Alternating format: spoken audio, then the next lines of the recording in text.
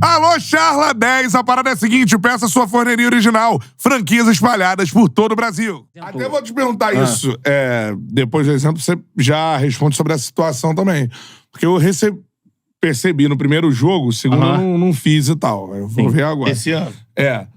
Primeiro era uma cobrança gigantesca em relação ao Herediano, que queria meter o pé do Vasco, contratação mais cara da SAF até agora, tudo mais. Problemas pessoais, né? No primeiro jogo ele mostrou uma dedicação absurda e ainda deu uma assistência pro primeiro gol da vitória do Vasco. Foi eficiente em bolas paradas. Sai aplaudido e tudo mais. Assim, aí a pergunta é se você acredita numa reviravolta nesse processo. Eu vou pegar a tua pergunta e usar o meu exemplo.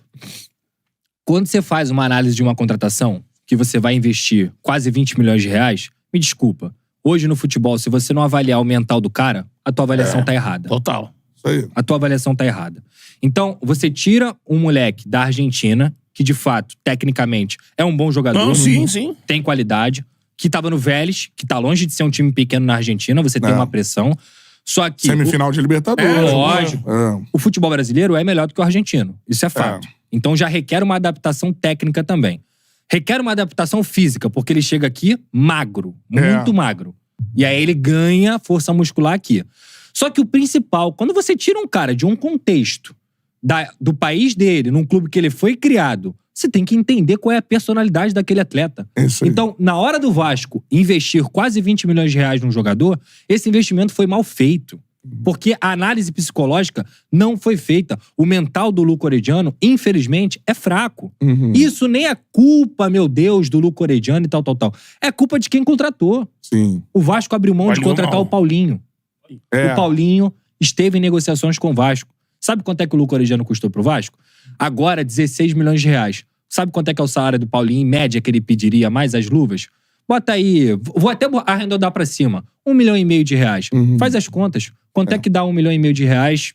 12,24. É o que o Vasco pagou no Orediano. Então o Vasco, entre aspas... E o Paulinho veio pro Galo só salário. E o Paulinho era a cria do Vasco. Então o que é isso? É expertise de futebol. Exatamente. Era uma aposta que o Paulo Brax podia falar assim, não, eu vou te pagar 1,5 milhão.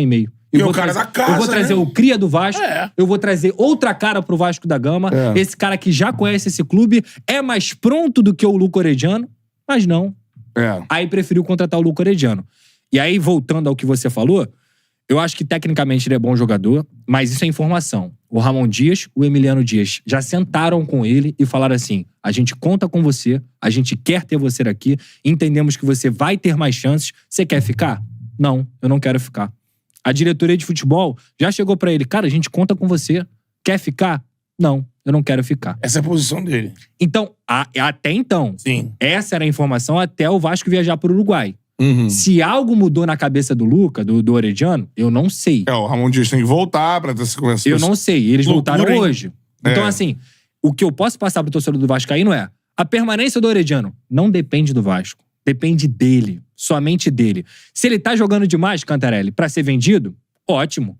Porque ele tá respeitando ali o contrato e ele só vai ser vendido se ele jogar bola. Se ele tá jogando demais pra poder ficar, melhor ainda. Porque no elenco do Vasco, o Luco Orediano é uma peça importante. Só que esse trabalho mental precisa ser feito.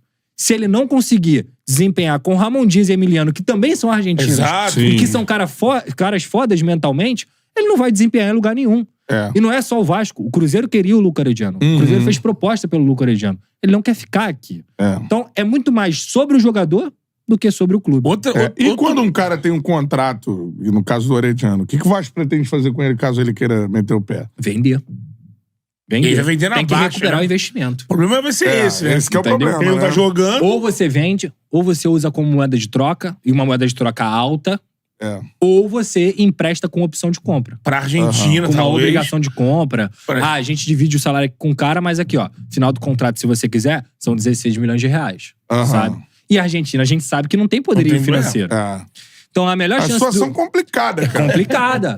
A melhor coisa pro Luca, se ele estiver ouvindo isso aqui, fica no Vasco, irmão. Você tem uma oportunidade foda de jogar... A torcida começou a abraçar, irmão, de jogar o segundo ano de contrato, né? E até pensando na carreira, Betão, ele faz um ano de Vasco bem, ele tá vendido pra Europa. Ou ele faz igual o Gabriel Peck, vai jogar lá nos Estados Unidos, ganhar em dólar, em outra cultura. Porra. Qual é, meu parceiro? Curtiu esse corte que você acabou de ver? Então se inscreva no Charla pra dar uma moral pro melhor podcast de esporte do Brasil. Tamo junto.